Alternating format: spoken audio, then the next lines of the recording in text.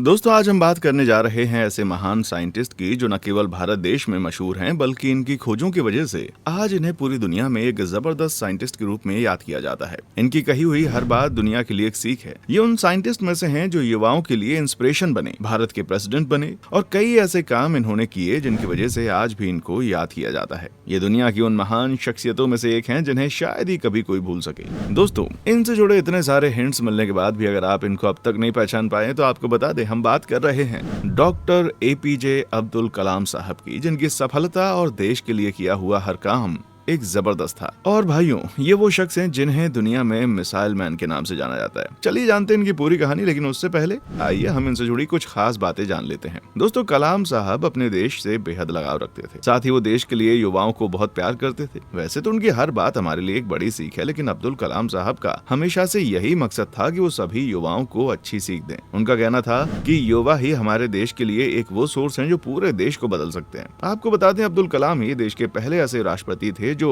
Unmarried थे और साथ ही साइंटिफिक बैकग्राउंड से पॉलिटिक्स में आए। इसके साथ ही उन्होंने कई ऐसी बुक्स भी लिखी जो आज भी लोगों द्वारा काफी पसंद की जाती हैं। तो दोस्तों इससे पहले कि हम इनके अचीवमेंट्स के बारे में बात करें, उसके पहले अब्दुल कलाम साहब के सफर के बारे में जान लेते हैं। कलाम साहब ने अपनी पढ़ाई खत्म करने के बाद साल 1960 में एरोनॉटिकल डेवलपमेंट एस्टेब्लिशमेंट के साथ एक साइंटिस्ट के तौर पर काम किया। इसके साथ कलाम साहब इनकॉस्पर कमेटी में भी शामिल हुए, जहाँ वो विक्रम साराभाई के साथ काम किया करते थे। विक्रम साराभाई उस समय के मशहूर स्पेस साइंटिस्ट थे। उसके बाद साल 1969 में इसरो यानी कि इंडियन स्पेस रिसर्च ऑर्गेनाइजेशन में उनको प्रमोट किया गया। ये उस समय के पहले सैटेलाइट व्हीकल लॉन्च के प्रोजेक्टर डायरेक्टर थे। आपको बता दें वही व्हीकल है जिसने रोहिणी सैटेलाइट को धरती के ऑर्बिट में रखा। उसके बाद कलाम साहब ने एक्सपेंडेबल रॉकेट के प्रोजेक्ट पर अकेले काम करना शुरू किया और साल 1969 में भारत सरकार ने उनके इस प्रोजेक्ट को अप्रूव कर दिया और साथ ही उन्हें इस प्रोजेक्ट के साथ देने के लिए एक टीम बनाने को कहा। कलाम साहब को 1970 से 1990 के दशक के बीच सरकार के एलवी और एसएलवी प्रोजेक्ट भी मिले। उसके बाद कलाम साहब ने खुद ही यूनियन कैबिनेट को इन प्रोजेक्ट्स के बारे में बताया और उनकी इंपॉर्टेंस बताई। इन सब के बारे में जानने के बाद कलाम साहब के काम की बड़ी तारीफ हुई,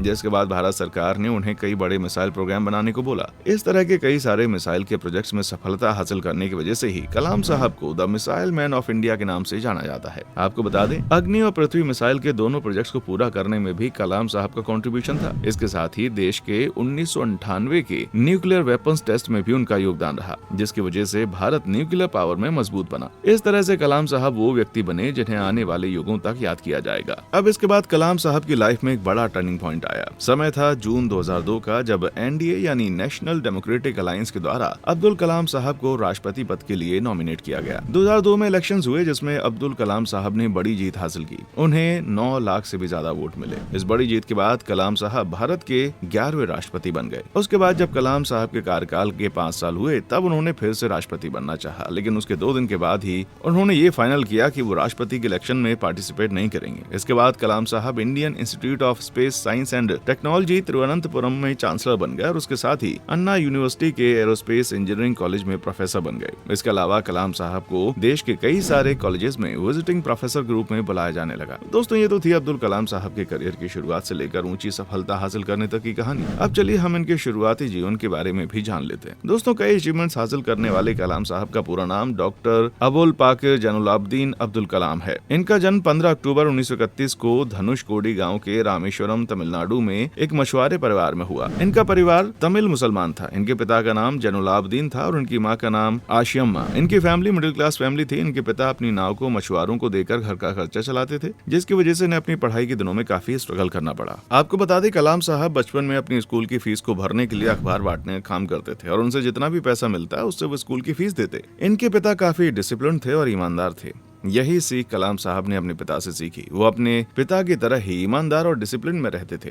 इसके अलावा कलाम साहब के 3 बड़े भाई और एक बड़ी बहन भी थी और कलाम साहब सभी को बहुत प्यारे थे। दोस्तों बात करें इनकी पढ़ाई की तो कलाम साहब की शुरुआती पढ़ाई रामेश्वरम एलिमेंट्री स्कूल से हुई। इसके बाद आगे की पढ़ाई करने के लिए इन्होंने सेंट जोसेफ कॉलेज में एडमिशन लिया। यहाँ से उन्होंने BSc पूरी की। कलाम साहब बचपन से पढ़ाई में काफी अच्छे थे और उनकी इंटेलिजेंस और नॉलेज की वजह से ही इनके टीचर भी इनको बहुत पसंद करते थे। इसके बाद आगे और पढ़ना चाहते थे, इसलिए उन्होंने Madras institute of technology MIT में एडमिशन लिया और वहाँ से उन्होंने एरोनॉटिकल इंजीनियरिंग में डिप्लोमा हासिल किया। बचपन से उनका एक सपना था फाइटर पायलट बनने का, जिसके साथ उनके जीवन की एक कहानी जुड़ी हुई है। दरअसल इनके जीवन में एक वो समय आया जब इनका ये सपना टूटा और ये काफी दुखी हुए। इनकी इंजीनियरिंग खत्म होते ही इन्हें एक ऑफर मिला जिसमें ये अपने सपने को पूरा कर सकते थे। इनका ये ऑफर था इंडियन एयरफोर्स ऑफ देहरादून में। इंटरव्यू और उस इंटरव्यू के लिए तैयार हो गए, लेकिन अफसोस कि इनका ये सपना अधूरा रह गया। असल में इंटरव्यू में 25 लोगों में से केवल 8 लोगों को ही सिलेक्ट किया गया और उन 25 लोगों में कलाम साहब 9वीं पोजीशन पर थे, जिस वजह से उनका ये सपना एक सपना बनकर रह गया। लेकिन इस इंसिडेंस को उन्होंने अपनी हार नहीं माना, बल्कि वो इससे सीख मानकर आगे बढ़ते चले गए। और ये बात आज हर कोई जानता है कि उनके इस हौसले से ही उन्होंने कितना बड़ा मुकाम हासिल किया है। दोस्तों, बात करें अब्दुल कलाम साहब के अवार्ड्स की और अचीवमेंट्स की, तो उन्हें साल 1981 में भारत सरकार के द्वारा पद्म भूषण से नवाजा गया। 1980 में उन्हें भारत सरकार द्वारा पद्म विभूषण से सम्मानित किया गया। उसके बाद 1997 में उन्हें भारत सरकार द्वारा देश के हाईएस्ट ऑनर भारत रत्न से भी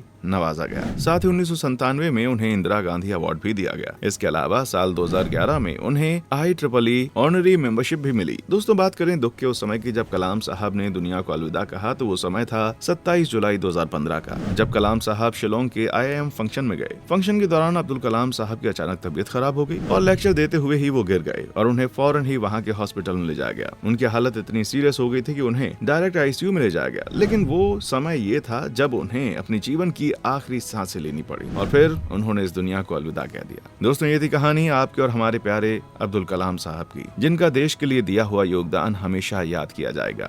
हमने आपको इनके बारे में काफी कुछ बताया। अब आप हमें बताएं आपको हमारी वीडियो कैसी लगी। कमेंट सेक्शन में आएं, जल्दी से कमेंट करें। चैनल पर सब्सक्राइब बटन नहीं दबाए तो जल्दी दबाएं और बेल आइकन को प्रेस करना ना भूलें। देखने के लिए शुक्रिया।